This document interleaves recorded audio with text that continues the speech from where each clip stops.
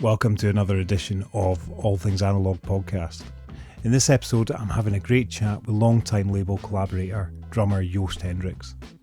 Joost has been providing the backbone to so many of our recordings since the very beginning. I often get comments about how good my drum sound is here at ATA Records, and the truthful answer is always that it starts with a great drummer, Joost Hendrickx. I'm kind of spoilt working with Joost for all these years. He's really one of the best, and we're really lucky to have him in our little ATA family. We have the third album from the Sorcerers coming out imminently, and since this is a project where I really feel like Joost's voice as a drummer stands out as his own, I thought it'd be a good time for us to have a chat. It's nice to have you here, Joost. Thank you for having me. It's my opinion that you're not here often enough anymore, which is not blame. Try my best. I know. It's. I was saying to Chris today. It's just.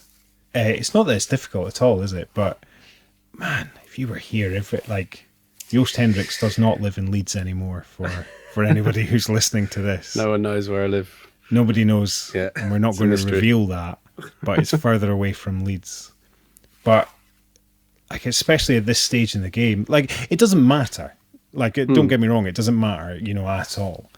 But I'm always kind of when you used to be round the corner. It's those little moments, isn't it, where you have an inspiration for something and then you can just come in for 20 minutes or something. Yeah, which is the great thing about this studio. There's still always kind of got that kind of feel to it, doesn't it? Yeah.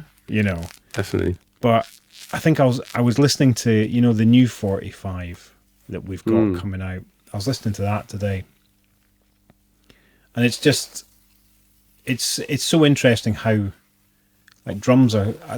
I just feel so integral to almost everything. It's it's no surprise that it's like drums and voice, isn't it? The two most important things I think on a record. Yeah, and it's like they're the oldest things. Yeah, it's what people connect to, I think, isn't it? Those sounds. And almost what validates a kind of record label like this or a sound like this is how good your drum sound is. Or can you get that, whatever that drum sound is. You should start a YouTube thing, how good's your drum sound? How good's your drum sound? Have a little competition. I told you about that guy, Adrian Keeridge, the guy who used to do KPM and Lansdowne Studios and things like that. And in his book, and I really love this, I think he said if you can't get a drum sound in 15 minutes, you don't know what you're doing. Yeah. Which I think is... it's hard to kind of say that, but I kind of do agree, and that's speaking as someone who's not an expert engineer. So, but I think you have to treat the instrument as one thing, don't you? Yeah. It's a kit. It's not really a bunch of individual instruments. It's a sound. It's one sound. Why have people forgotten that? Yeah. What's happened that makes from in here, and okay, I could try a little harder sometimes, but I used to just use one microphone. Yeah. And some of those recordings still, you listen back to them, I think maybe earlier this year you showed me something from back in the day. Yeah. With the old Sonar kick drum or something. I can't remember which track it was, but it sounded mega, and that was one mic. One microphone. Yeah. But it's,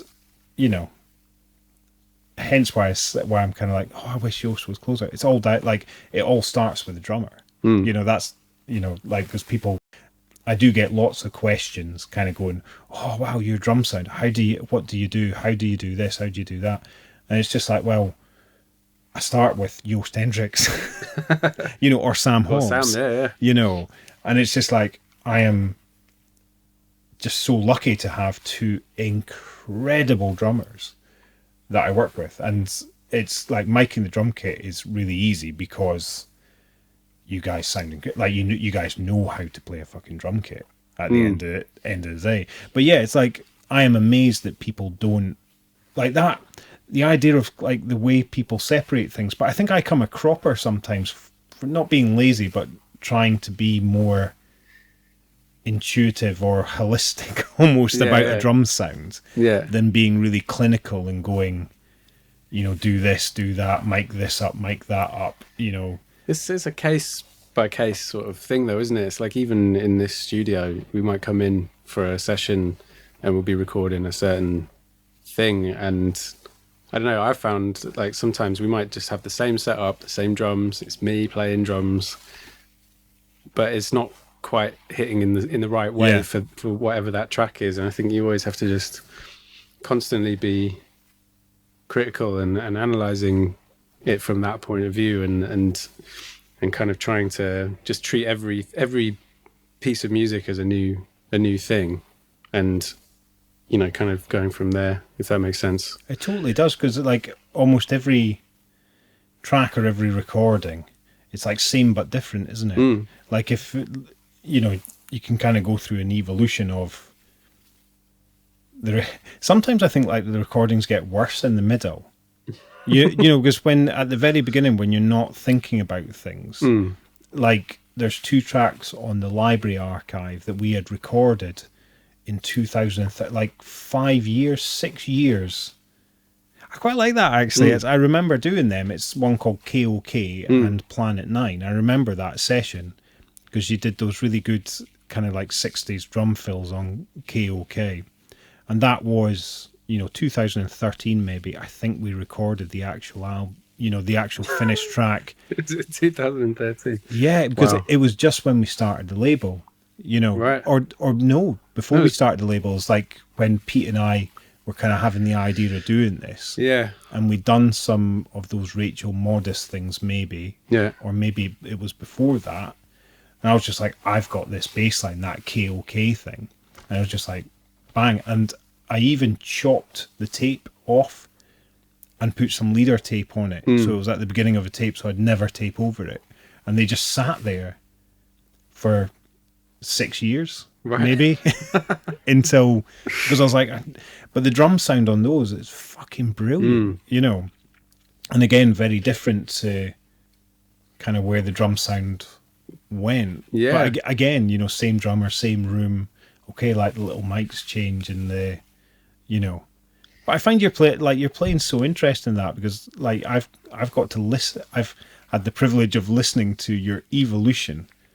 You know, if you know what I mean, like listening, because I've just been listening to you for over a decade. Well, yeah, I mean, if I think about it, like we kind of started doing stuff in here in, I want to say 2000. God, I can't even remember. Is it 2009, something like that? Could be. It wasn't that long after I kind of finished my degree. Yeah, it wasn't, was it? I think it was the year that you finished your degree. You started or were you still doing your degree when you did Cellar? Because I was thinking about this on the way down here tonight. I was kind of like, what were we doing and when were we doing it? God, the eternal question. But were we in many bands together? You know, I think we did the Cellar Bar. I remember the first gig that we ever had together when I first met you, and you were building this place. And what was it? It was at, do you remember Viva Cuba when it used to be down by the Merrion Centre in Leeds? Oh, yeah. And we were on a gig with Mr. Al McSween. Shout out, Al. And we were doing like a salsa, like a Cuban, Afro-Cuban kind of gig. Wow. And we'd not met before, and I just had another gig, and I just sort of turned up, and you were there with your double bass, and kind of like, we kind of just immediately sort of hit it off. And I had a great gig together, and I remember that really, really, really clearly. I don't remember many gigs, but that's funny, man, because that one I don't remember. Well, I'm glad it means as much to you as it means to me. I know, right? And I've got a really good memory as well. But shortly after that, then you got me in here, and that's kind of how it started, really. Well, I remember it basically you taking over from Eddie Hick at Cellar Bar on Tuesday nights. That's how I remember it beginning. Yeah. Because you came in on that. And like when I started doing Cellar Bar on those Tuesday nights with Eddie Hick and with Tony on like doing Work Money Death, I was really like not had enough with music. I was just like, it really lost its spark for me. I remember doing a few gigs and I was just like, fuck, I'm sitting here playing bass while someone's doing a 10-minute guitar solo that's just like, right, next tune. 10-minute guitar solo. All right, 10-minute keyboard. Oh, brilliant. This is great. I love it. I was just like, this is meaningless bullshit. And then Eddie came along to this Tuesday night gig and just completely reinvigorated my... I just couldn't believe this kid, you know, playing the way that he did. And he was there for about a year. And then he left to go to London. And then you came along and just did exactly the same thing. You know, I was just like, who are these fucking kids? Like, where did they come from? And I don't think it's I don't think it's a common thing. Do you know what I mean? If like, I think it was just a lucky, kind of few years of amazing players. I mean, I remember that time, particularly like the people that I was studying with at the time. So Eddie would have been at the college at the same time as me, sort of roughly. But there's so many players from that generation. I mean, and from your generation at college as well, that are still working together, still playing together. Like, and it was, I think it felt like it still feels like a really special time when the wardrobe was popping off and they had certain venues and certain nights going on and around then. I remember I used to see you playing with the lightning rods in the wardrobe, like when I was a real like green student, you know, like in my first year, and I was like, wow, these guys who play blues, like amazing. I was just like, maybe one day I can play with these guys. I remember like when I was a kid watching a drummer called John Whitfield, and I don't know if you've ever seen or heard John play. Yeah, he's mega. And I idolized it. I was just like, what? I'd never heard drumming like it in my life, you know. And I was just like, all of a sudden, I think Leeds just has. It's just like it's like a Goldilocks zone, innit? You know, like you know, sort of thing. And it's just big enough and also just small enough, and the concentration of musicians that's here and keeps on coming here. Yeah, I think just feeds this culture. Totally. Because so many years, like the college ebbs and flows, doesn't it? And then some, like at the moment, I think there's some incredible players. There's a real like new wave coming through. You're teaching them. What am I talking about? You know better than I do. You've just come from there. I teach some of them, but there's definitely a buzz around some of the students coming out of that place, and they're really like, you know, knuckling down and doing their own thing, and it's like it's really cool to see that, you know, and just sort of, you know, live that period vicariously through them again. Yeah, because it is exciting, you know. It's like that kind of energy that you have when you come out of college and you got all these new ideas and stuff. And but no, Leeds is really still got a lot buzzing. Going on. Like I went out for like the only time I think I've been out in about 5 years, a wee while ago, and I saw, because I wanted to see Olivia play trumpet, who played on the recent Sorcerers album, and I was like, I want to go down and sort of say hello and meet her and see if she'll come and do some stuff. But then I wanted to see the Fergus Quill trio. Yeah. And again, I was just like, I just really loved the kind of, because it had a spirit of the artistic. You know what I mean? It wasn't just musicians ripping through tunes. It was like creatives trying to say something as well. Trying to say something, and do something. It's kind of like, wow, Leeds is doing that again. It's great to see, you know, and kind of gives. I find it inspiring. Kind of makes me want to kind of up my game as well. Exactly, you know, exactly. I went to see when I saw Fergus play, because I think I've been through a big period of not really keeping up with my playing. I felt like having a kid, it's going to happen, in it, you know, sort of like 2-3 years of having a kid and trying to run the label and everything. It's like I pick up my bass to write a piece of music or record. And we love you, Rudy, don't worry. Yeah, exactly. And when I saw Fergus play, I just kind of thought, wow, he's the double bass player I want to be. You know, it's like I really sort of, there's something about his playing that, you know, I was like, yeah, that is the type of double bass playing that I'm into, that I really like.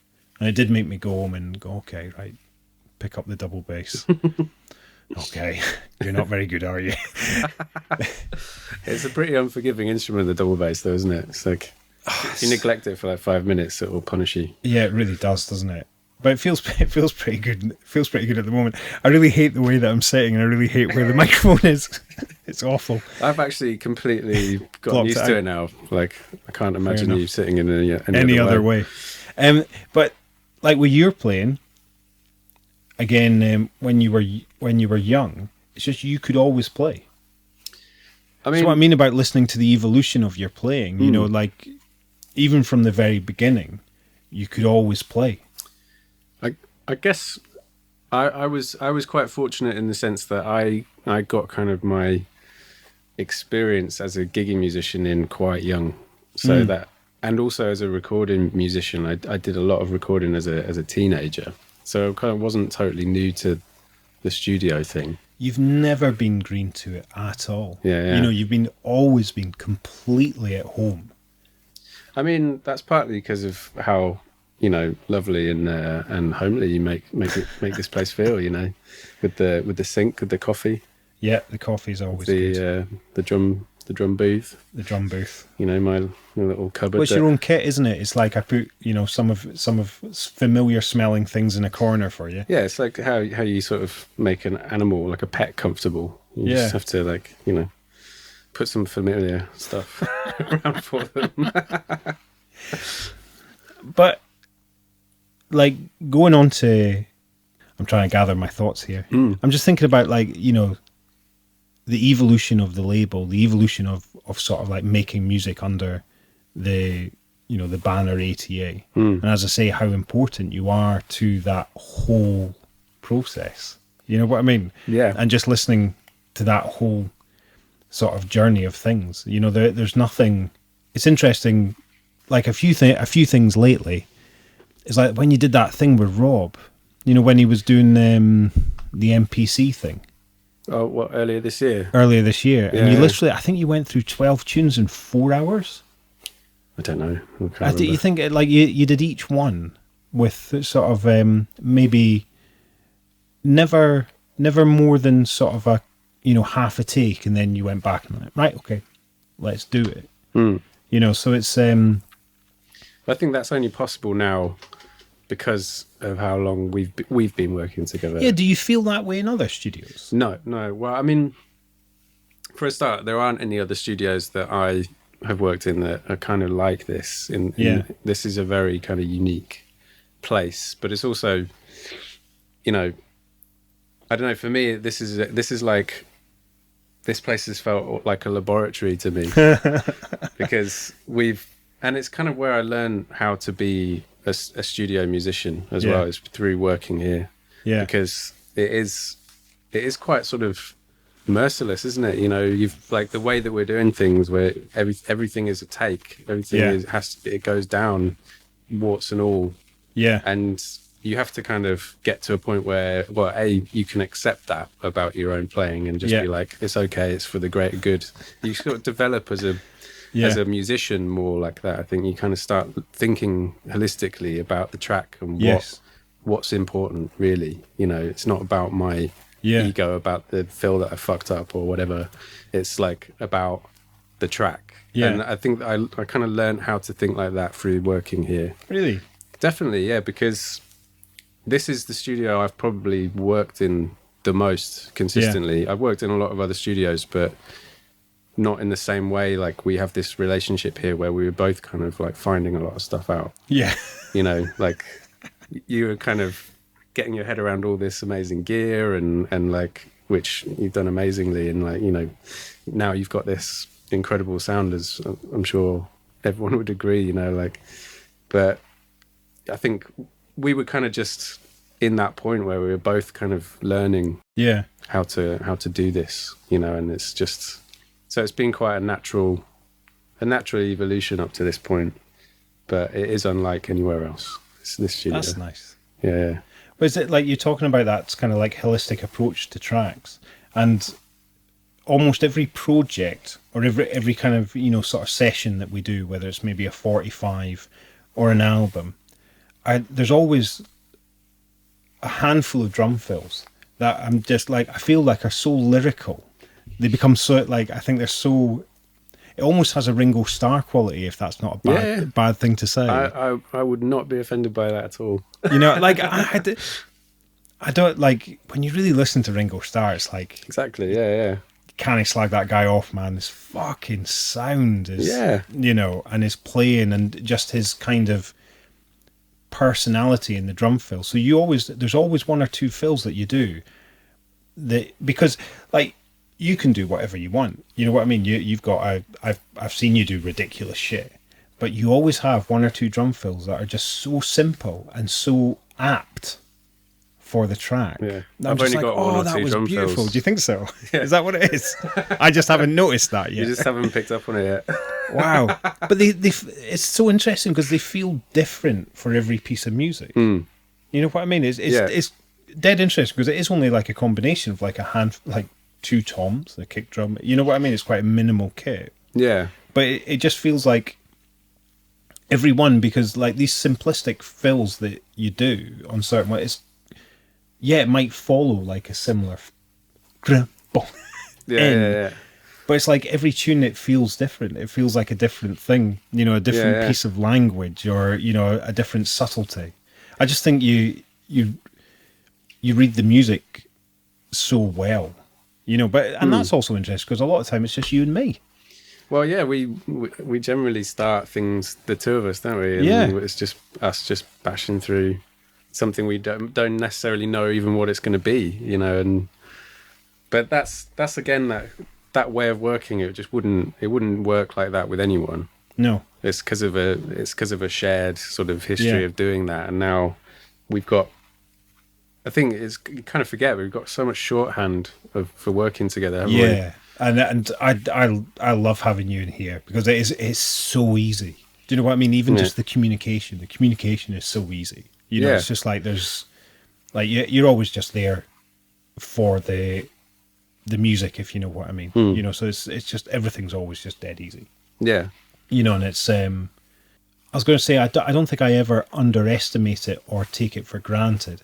It's just always so interesting when I have like outside people come, which is very rare these days.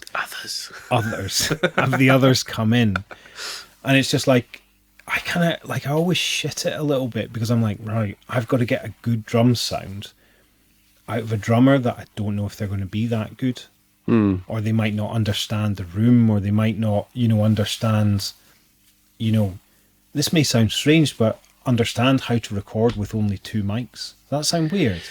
I think no, that doesn't sound weird. It's kind of a little bit like maybe what we were talking about before, but just about that making it sound right in the room. Yeah, it sounds like a cliched thing to say, and you'll hear a lot of people say it, but I think it kind of it's so simple that it gets glossed over. Yeah, and it's just like, how often do you sit back and actually take stock of how something sounds in the room? You're busy trying to like figure out what you're actually playing, or, you know, trying to remember an arrangement, blah blah blah, you know. Yeah. But actually, does this sound good in the room? You know, I always think that's like that when you're in the studio. It's like that's really the main thing that you need to be thinking about.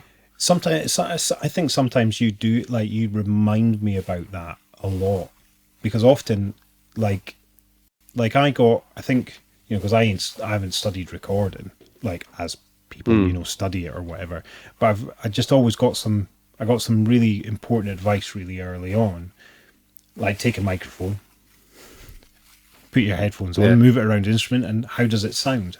You know, move it around until you find the spot that you're like, oh, that, you know, it really feels like it's translating through the microphone incredibly well at that point. Yeah. But with drums, I shy away from doing that because I'm paranoid about my hearing. So I don't want to get close to a drum kit while someone's hitting it. So it's very easy to lose perspective as well, isn't it? When with sounds like that, you're just like bashing a floor tom and like trying to find the sweet spot for a microphone. It's like you're there, like look like you're going like mudlarking or something. Yeah, with a metal detector. Just like and there's sort of like, I've read a few things about, like I've read some technical things about what I was taught. Like somebody just, you know, like relayed it, and it's a very simple concept to understand. But it's kind of like finding that point of the sound wave, basically, where like that guy Adrian Keeridge that I was talking about. His whole thing was about phase.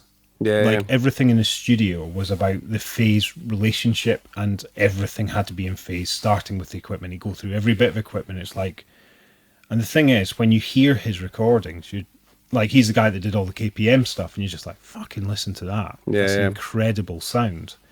And in here, that's something that I try to sort of take into consider. Like, it's all about, like, with this gear, I liken it to, you know, when you played rounders and you hit that one shot that you don't even feel hitting the ball. Sweet spot. Yeah, and the ball just zooms away. Yeah. And recording's a bit like that, where with microphone placement, if you find that point, it doesn't matter where you put the fader, you can still hear the instrument.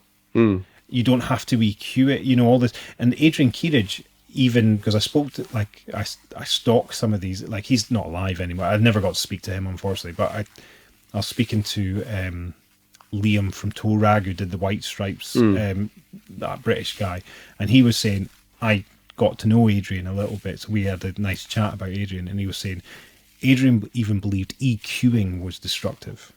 Right. He wouldn't even EQ. So it's like, if it doesn't sound right, change the mic, move the mic. You know, that's the sort of process that you would go through. Yeah. And again, I can't fucking say this scientifically at all, but when you listen to his recordings, you get this feeling of everything moves forward and backwards at the same time. Right. And that's the thing about this kind of like phase thing. And when we did, I don't think you played drums on this. Somebody Stole My Thunder. I think it's Sam that's on that. I think Sam did that one, didn't he? Yeah. But if you've ever listened to that, the horns on that are 2 microphones for 14 horns. Yeah. And I always kind of say, like, that is one of the best horn recordings I've ever done. But the reason, again, is it's back to the person. Yeah. It was Steve Parry leading that horn section. Well, there you so go. The whole horn section was just like, you know, in the room, just hanging on his every moment. So the horn section had this incredible phase relationship before it even hit the microphone. Yeah. You know, and it's basically, it's what the phase that he generated within the room that, you know, sort of did that. So I feel like because of the loudness of drums inherently, I don't know, I don't get my head right in, do I? You know what I mean? We just experiment. But you will always remind me, because I think you're listening more in the room. Yeah. You'll always remind me, you'll kind of go, I think we could get more out of that kick. And that's one of the things that I really like. Like, you are part of that drum sound also on this side of the room as well. Yeah. Because you're always kind of going, you know, I think we could get a bit more out of this. I think we could get a bit more out of that. Yeah, we do quite a lot of A-Bing and stuff, don't we? Like when we're tracking anything here, and I think we've kind of learned that it's important to spend that much time on the drums, and, you know, 15 minutes though. Only 15 minutes. Yeah, we've never done more than 15 minutes. But also, like, kind of knowing all that stuff about phase and stuff. It's kind of like knowing the rules, but also there have been times when the wrong thing sounds better. Yeah, absolutely. Do you know what I mean? And we've kind of been flipping between them and like, really, is that the one? Like, is that? Do you have a favourite drum sound? Do you have any of the recordings that you're kind of like you're most proud of? For the sound alone, I think, like, an unreleased, yet soon to be released Sorcerers track, which which has one? Moth, yeah, it's fucking great, isn't it? An incredible drum sound. I'm super happy with that sound on that track. I think I don't know what you did. I don't know what I did, but something just happened. Like the crispness of the snare when it first starts. Because I think, again, it's that sweet spot, isn't it? Because in the demos, and we'll talk about more about this in a minute, but in those, when we did those demos, we kind of went a little far, didn't we? I don't know what our plan was at that, but it was just basically industrial distortion. Yeah, we ragged it pretty hard. Yeah. So when we came back to do, and it's quite good because, it's funny because it's almost like 2/3 of the album have this almost like industrial distortion. Then we're like, all right, well, we better do some, I don't know, some more chilled out tunes, you know. But so recreating that, we kind of had a bit of like, right, let's go for this sound. And I think on that one, for some reason, like you say, it's like the velocity of how you were playing on those tunes, married with the sort of teetering on the edge of kind of too much distortion, breaking up sort of sound. Yeah. Yeah, and I've tried to recreate it a bit. Like, I don't know if we did. Did we do those 45s immediately after? Because I was going to say one of my favourite drum sounds at the moment is that recent 45 that's not come out yet, but that one that we said is Library Archive meets the Sorcerers. Well, I've said that's what it is. Yeah, that again, that's another one. That one, for me, that one has a real like sort of Can sound. Really? Do you know what I mean? Like, I've never listened to Can. Like, people tell me I should, so I probably should. But like, isn't the drummer the fucking thing in Can? Isn't the drummer what carries Can? Yeah. Well, I mean, yeah. But like, I don't know. That's another track actually that I was going to say that I think has a real, just a wicked vibe about it, and the sound of it is great. Like, not because I'm playing it. It's more just like what we managed to capture. Yeah, it's just in like the room, you know. It's going to sound a bit strange today, but at the moment, there are times that I'm feeling like we're just capturing fucking magic. Yeah, and I feel sorry for anyone who doesn't have a studio. Like it's because I kind of think, like, how do you do it without owning a studio? Like, so it's been however many years that we've had this place, and however many years kind of like trying to get a sound that we want or working together and everything, where it comes to a point that's like, holy fuck, this is like really starting to sound like that thing I've been chasing, if you know what I mean. Like the compositions, the playing, the production. It's good. Well, you kind of you've got like a kind of depth to the process here. It's like there's always been limitations on everything we've done here, whether that's like the amount of channels or what's working. Sometimes something isn't working, or like just various limitations that we always have to work with, and you have to, like I was saying before, you have to kind of accept a certain amount of what maybe instinctually in the moment you'd want to be like, no, delete, or just get rid of it, or try it again. But I think that's what's really beautiful about the recordings that come out of here, because I listened to some of the old stuff that I know at the time I was like not happy with, or there was something about it that I was like, oh, I wish I could have just done that again. But now I listen to it again, and it's just like, that's a recording of a moment in time, and it's like there's something really special about that, like all the kind of imperfections of it. And I think now, like through working like that, and over so many years of working like that, and being used to that way of accepting things and your limitations, it's like you've honed it in on this sound in a much more powerful way than perhaps you would have done if you could just do it in a digital, in the box kind of way. I wonder if like certain channels on the tape machine start to understand what they're there for, because like I'm a creature of habit, so like for a long time it was channel 15. Are you at the point where you're starting to think of the equipment as your little friends, and the equipment? Well, we have an up and down relationship. Like that time the tape machine taped over that really good take at the end of the Library Archive Volume 1. Yeah. Remember that? I think it was the most effortless shouldn't really say this in a way. It's the best thing you ever did, and the tape machine taped over it. But c'est la vie. Yeah, exactly. We've always got the next time. But it's like until that moment, channel 15 had been, that's the drum channel, Yeah. But yes, I don't know. Yeah, the equipment is our friends, because like that thing about sound as well. Like maybe you notice this more when you're in other studios. By like, and I don't want to say this place is the best kind of, do you know what I mean? But in the absence of it, because what I notice when people come in here who I've never had a studio experience, what they hear back because of the equipment is such fucking high quality 60s recording gear. They go, oh my god, I sound great. Yeah. And then go and play really well because they feel really confident about how they sound, whereas in other places, you know, you do the work after the recording, which I kind of think, the more I think about that, the more I kind of think, oh God, it's quite soulless, isn't it? You know, it's just very difficult to, like, on top of everything else you got to do in the studio, is like imagine how it might get fixed later. Yeah. Like, I find that really difficult, and I mean, I think most people do, but you don't have to do it like that. No. You can do it and get like an immediate like feedback from some, like, this gear, you know, immediate kind of sense of what the vibe is, and you know that's kind of how it's going to be. There's not much that happens after that point. No, is there? I might pretend there is from time to time. But yeah, you are kind of right. It's like so many of the, even from the early days, actually, like if I did a mix on the desk, and there's one track that we've never released because I never found a singer to sing on it. Your drumming's fucking great on it. It's one of those early kind of Daptone-ish kind of funk things that we did, and we never found a singer.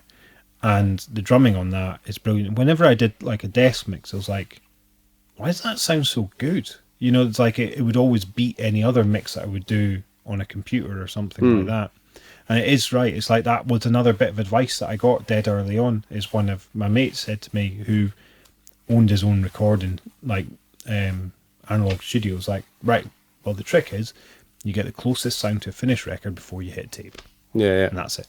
You know, so more now when I'm doing a lot more analog mixing, I don't have to, like, I do not have to do a lot. Like, there are a few things, but like there's aspects in the development of sort of like getting a good drum sound. Like when I got that little dipper thing, that EQ, like I don't know if you remember that, but you find these two slithers that are like either side of, this is fucking boring, either side of 500 hertz. We're losing people. I know, right?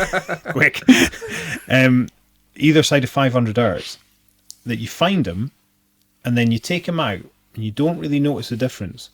But then when you put them back in to kind of like do an A-B, it's going to go, oh God, that sounds awful. Like literally sounds awful. Yeah. You know, and it's almost like finding, like, not the last piece of the puzzle, but that over the last couple of years, those two slithers. Yeah. So it means before it hits tape, it's like, I don't have to do anything to your drum sound. It just sounds fucking immense.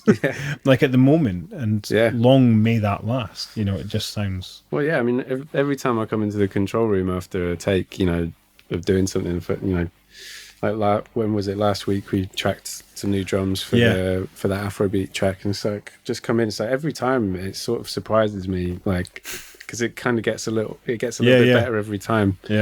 And it kind of just makes me excited to sort of like see next? what's going to come in the future. I mean, the releases that are coming out now, like the Library record, I think has the latest Library record is one of the best sounding things that I think is on the label. It's such a good record, isn't it? And the new Sorcerers record is just going to be amazing. Like I was going to talk about the Sorcerers for a little bit, but very quickly, that Library, like those two recordings were done quite close together, weren't they? Really, like you and I tracked the drums for the Library thing, and then we had a little break, like a couple of months maybe, and we'd done some ideas for the Sorcerers. Then we came in and tracked the Sorcerers LP. Again, like, what is it? We usually do like 5-hour days. We did 2 days on both of them, really, 5-6 hours maybe. Yeah, without the demos, we did like a demoing sort of period, didn't we? Where we'd. But the Library one was just straight off the cuff. You just came up, and I was like, right, I've got these are all the ideas. We literally just. I don't even know if we necessarily had the ideas sketched. I'd all the bass lines. But yeah. So I'd sort. Well, no, I didn't have all of them because that was yours. So we didn't have that one, but we did kind of get to. You're quite good at this as well, actually. Sometimes at the end of the day, you get a second wind, and kind of push for a little bit more after the 6th coffee. Yeah, and that's where that one came from. And then that's where on In Search of the Monkey God, Yeah. that tune, End Credits, I think it is, which almost killed us. Took us Yeah, like 4 or 5 hours to get right. But sometimes there is that moment, though, isn't it, that Yeah. produces something. It's almost like you're just like, fuck it, Yeah. like whatever. I just need to go home. It's like, let's do a take. Yeah. 'Cause you can't get that energy at any other point in a session, can you? No, you can't. And You absolutely can't. it's kind of like, yeah, the kind of disconnect from worrying about Your ego's what gone the a fuck bit, it's going to be. You know, it's just like you don't care. Like, and often it will produce produce good results. And what did you like? I've really like this latest period. I've actually really enjoyed because, like, a lot of the time it's just you and me in a room, and beforehand it wasn't that, was it? And it's been quite nice to sort of like work on these things together. And whereas I don't know, some of the stuff was maybe a bit more formulated beforehand. Because Pete played drums, so there'd always be a little bit of a demo, wouldn't there? Yeah. So I'm getting to work on these things with you, Yeah. you know, from the off, which is always really nice. And I've really enjoyed, like, you doing bits of composing as well. Like, Yeah. as I say, like at that end of that library one, you're like, I've got an idea for this thing. And it turned out to be a belter of a track. But I take it, like, the thing that pushed that library record on for me, because everything sounded great, and I hit a bit of and I've never had this before, I hit a bit of a kind of writer's block wall. I just had nothing left. I'd done so much stuff. Yeah. I was just like, I just don't have anything. And what like really, again, like sparked that album back into life was Danny coming in and doing his percussion on top. But how surprising is it when you hear these things? Do you know what I mean? Because we hear them, you and I, and again, it sounds great, just bass and drums. And I might release some of this stuff, you know, just bass and drums. Yeah. But then it's like, oh shit, where's that flute come from? Where's that synthesizer come from? Yeah. Where's that weird conga part come from, or something like that? But with the Sorcerers, let's talk about the Sorcerers. Okay. Because, like, that's the one project, or not the one project, where I feel like you're more than the drummer, if you know what I mean. It's like your sound is so distinctive, and you've kind of might bat that down a little bit, but I kind of feel like, you know, I can recognize as Joost Hendrickx for some reason. It's like you've got a voice within this that is very much uniquely yours, I find, or I feel. It's funny because it's when we did the first record, that I kind of had a distinct sort of idea in mind. And obviously we were kind of playing on these sort of themes of like horror films, horror film soundtracks, you know. I kind of really did want to get like a more creepy drum sound. Yeah. And that's quite a hard thing to sort of fathom, really. It's like, how do you make drum? Because drums don't really sound like anything. They can't really sound cheesy. No. Drums can't sound cheesy on their own. No, not really. I mean, I haven't thought about that. Unless you kind of like process them and put a load of like, you know, effects that make them sound in a particular way. But on their own, drums are not cheesy. They're not anything particular. They're drums. Yeah. You know, that might sound a little bit. No, I think I kind of know what you mean. I was trying to process that as you were saying it. It's like, yeah, if you take away like so many aspects of certain things, it's like, yeah, the drums still just sound like fucking drums. Yeah. But I really wanted to kind of try and make it sound a bit creepy. See, I never knew that. I never knew that you thought that was your thinking on that, if you know what I mean. Yeah, and like kind of having these kind of like sort of staccato-y, kind of clicky kind of sounds, and Pete kind came of up with a good word for it. Just creepy, like buzzy kind of sounds, you know, and like, I don't know, that's for me, that's how it was, and it's always informed how I've played on the Sorcerers recordings, even though the second album was maybe more heavy and like, you know, kind of guttural sort of sounding. Yeah. But it's always been still has it. It's still a bit there. Creepy for me, you know, if drums can be creepy. Well, and you know, you can never say this for sure either, but I'm really interested in this because it's like I started to see more people, you know what I mean, after that record, I started to see more people kind of play like that. And it would be bizarre to think, or I'd find it hard to think that interculture. Do you know what I mean? Or influence, sorry. And I know like shared ideas, like the universal consciousness, it's just like these ideas happen. Do you know what I mean? People hear and think. Yeah. Do you know what I mean? It's a collective thing. It might not be something that is like planned or thought out like that, but people generally do move in similar directions. You know, it's like a kind of general like consciousness amongst people, isn't there? And and ideas like it's a little bit different, but like this, I watched a documentary about the ska movement, you know, in Cambridge. Is it Cambridge that the Specials? Where is it? I forgot where it is. But like where the Specials and Madness were from, and like the Specials and Madness were completely unrelated bands and people, but like the same, you know, just sparked at exactly the same time. You know, this you know, collective kind of consciousness or whatever. But I don't listen to, once we finish projects, I rarely listen to stuff afterwards. It's rare that, so I kind of did a little bit of, I'm going to go through the greatest hits of Joost Hendrickx on the way down here, because I got the days wrong. So I'm slightly unprepared. Yeah, so it's like, oh shit, what am I going to talk to you? Right, I'm going to listen to all the stuff he's done on ATA. But I was like, I was listening to that, and even the first album, I'm like really amazed how good it sounds and how. Like I was writing a Instagram post, or the subscriber email today. Yeah, and I said something because we've just got like restocked the first Sorcerers album in anticipation for the third one coming out. So we've got all three ready. Yeah. You know? And I said something about the category, like Sorcerers like the first album, heavy hitting ethio horror jazz, a category that only has one member. And it's like it is only, you know what I mean? We had like quite a unique thing that we were going for. It definitely stands alone in terms of music that has been influenced by Ethiopian jazz or, you know, mulatto staccato. It's like it has its own thing. And I think that's maybe also from the kind of perspective that you in particular came at it. It's like you're banging to library music and the kind of weirdness of library music.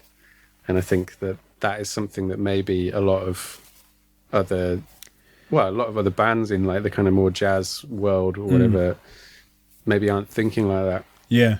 I think it's been a really interesting sort of combination of ideas. Because I was thinking about this again, you know, on the way down, or I think about it sometimes. It's like, why Ethio jazz? Like, why have we picked that? And like one of the things I think I'm also really fascinated by, and we've talked about this, is how other cultures funneled popular music, and the way. And I kind of feel like what we're doing is we're funneling Ethio jazz, through constantly reflecting back and forth, isn't it? Yeah, it's eating itself kind of thing. Yeah, and I can't get enough of like that era of people kind of hearing things for the first time and kind of going, well, I know what would sound good on this James Brown beat. A double reeded, you know, or the one that really gets me is Tillahunga Hesse. It's like, you know, the sound of Incredible. An Ethiopian singer on top of a band trying to interpret funk. Yeah. You know, it's just like, that's fucking beautiful. It's such a good sound, It's really incredible. Especially like there's that Ethiopian compilation that I had. I remember somebody asking me, like, I can tell you what my favorite like record is at the moment, and it is Mulatto of Ethiopia. Yeah. I just think that's kind of like a lot of where I was coming from in some aspects with this third album. Yeah, totally. I mean, we both listened to it quite a bit before we came in and tracked, and such a great album. And did you know that it's all New York? Well, I'd like to ask Mulatto this, but it's all New York musicians. Is it? Yeah, it's not Ethiopia. Right. Like, so he was in New York, and he rehearsed with them for 4 weeks. Right. To get it sounding the way he wanted it to sound. Yeah. And then he cut it, but it's like New York musicians. And Wow. I'd like to know more Didn't know about that. that. Yeah. But yeah, so that kind of also feeds into that thing as well. It's like that his band on that record then are kind of also doing that reflection thing. Yeah. They're kind of taking the influence and making their own thing. Yeah. Obviously it's with him. So, but it's interesting how even he's got that going on in his own music, and like, do you know what? Like, only just talking about it, I'm kind of like quite proud, actually, of what we've done with the Sorcerers, because it is, genuinely trying to interpret something, isn't it?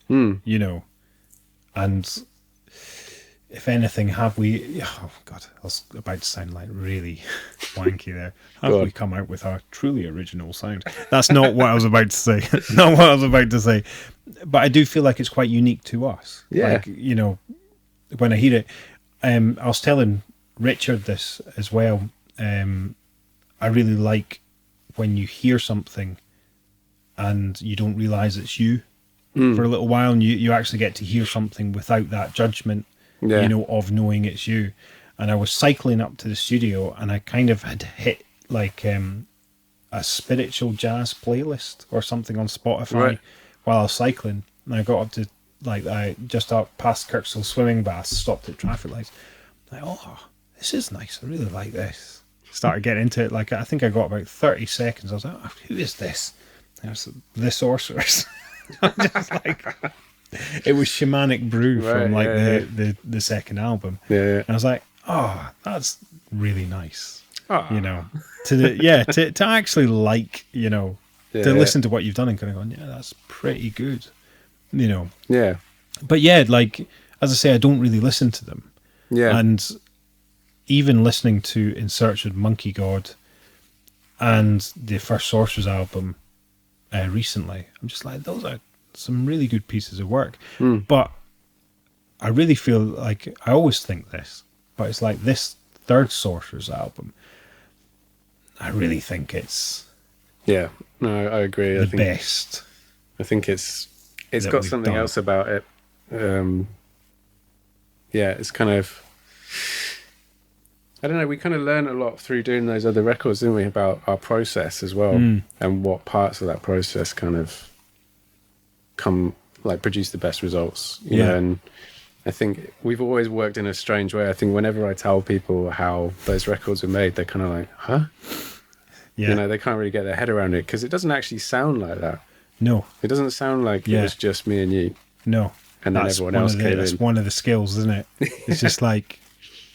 But, I think we kind of... Yeah, we really... I don't know, I think we kind of just... There was kind of like a bit more freedom in the studio with this record, wasn't there? I think we just kind of said yes a little bit more to different ideas, didn't we? Yeah. Stuff that, different time signatures or stuff like this, like stuff that's not even being explored on the other albums. And the one in it's in 7/8, isn't it?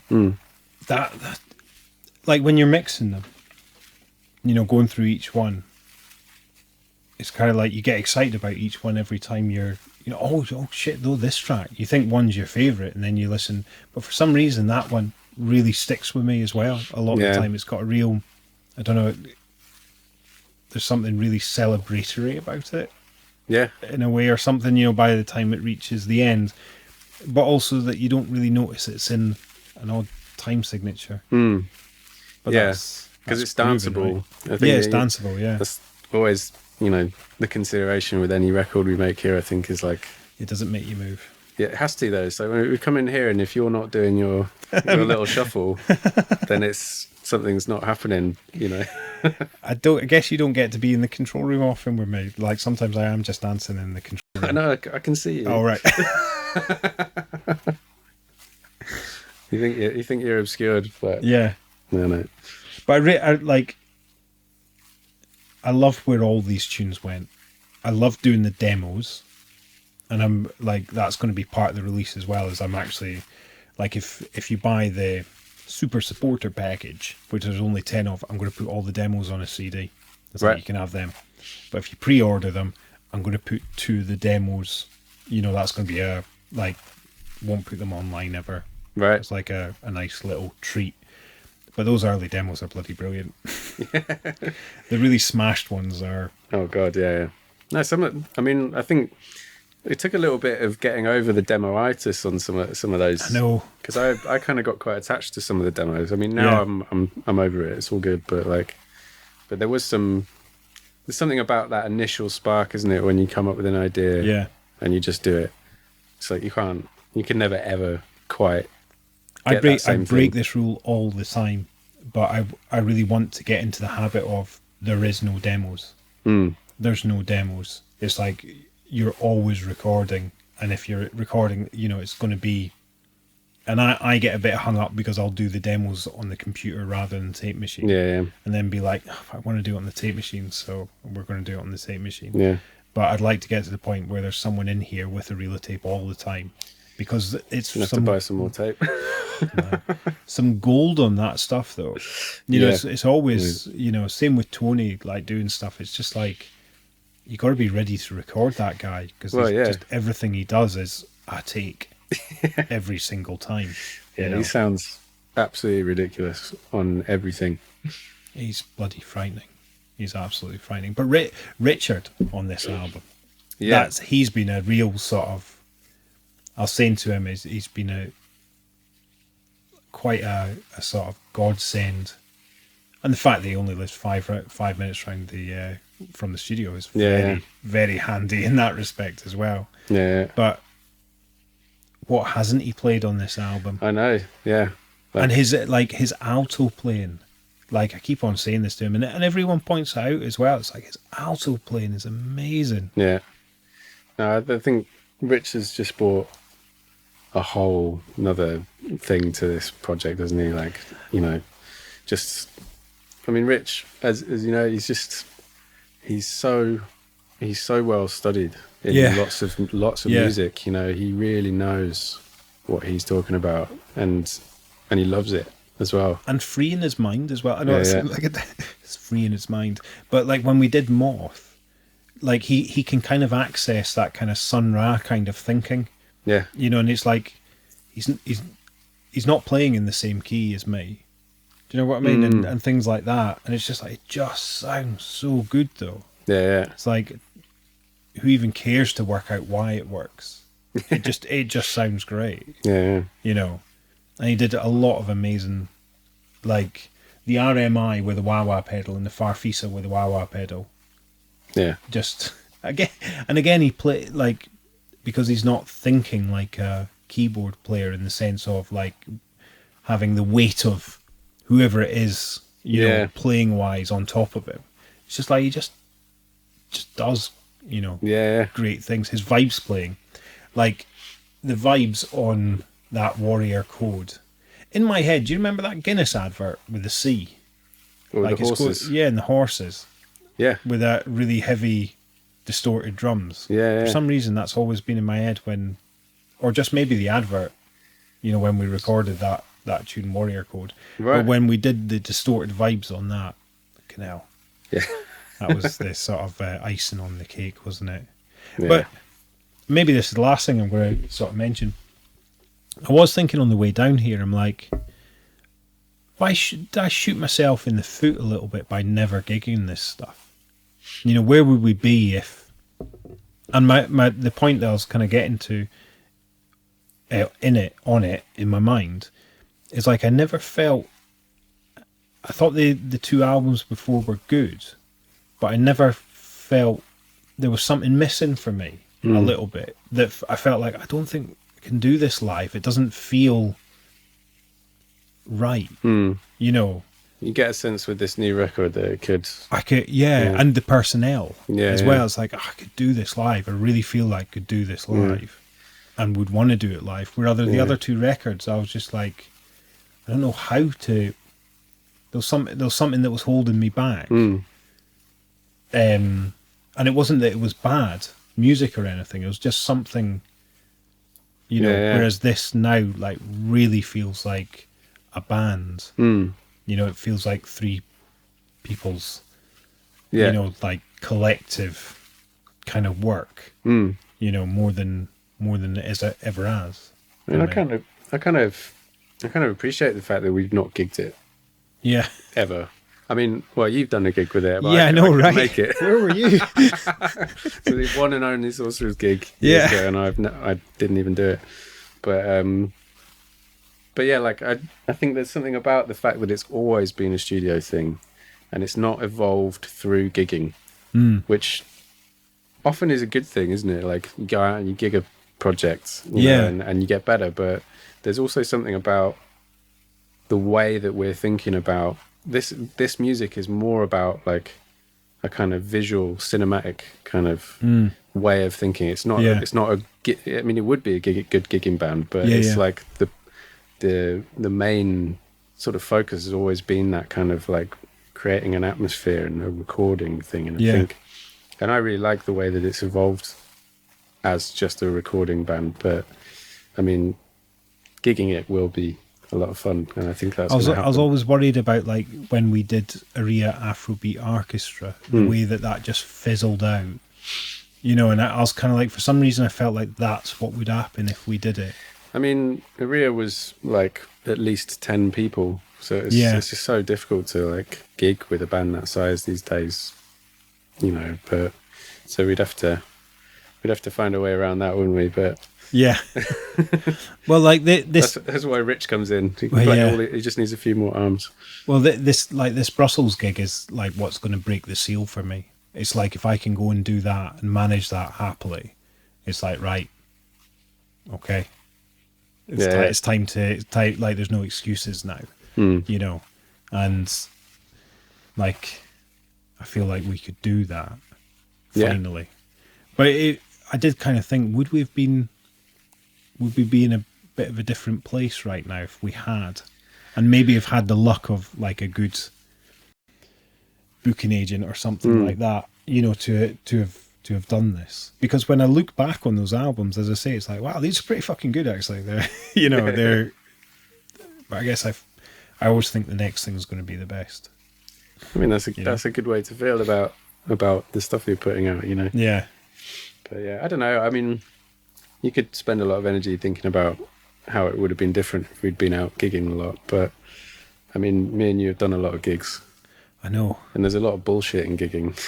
Absolutely. And sometimes that can be the thing that kills the bands. Yeah. Do you know what I mean? Like, it's the fact that pressure hasn't been there has been quite special from a creative point of view. Yeah. You know, and so I think maybe it's a good thing. But having said that, I would be quite excited to do some gigs. Yeah, it'd be really good, wouldn't it? Yeah. I think we're going to end there. Is it time for bed? It's time for bed. Yeah. Or time for food. Whatever works. Something like that. Yeah. One of the two. Yeah. Well, thanks for having me. It's always been a pleasure. It's always been a pleasure. It's always a pleasure. Yeah. Yeah, I'll take either of them. What's the album called? I Too Am a Stranger. I Too Am a Stranger, yeah. By the Sorcerers. Yeah. Coming out February. February 2024. The albums are being pressed as we speak. Exciting. Yeah. Very exciting. I feel, really, really proud of this record. I think it's going to be... I know, I can't wait. I really can't. Like, I can't wait for people to hear Moth. Yeah. Such a strange piece of music. Yeah. Our influences on the board before we started were Mulatu Astatke, Hermeto Pascal, and Moondog.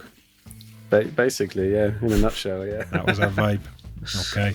But yeah. More soon. Goodbye. Bye. Thanks for listening. That was a wonderful chat with Joost Hendrickx.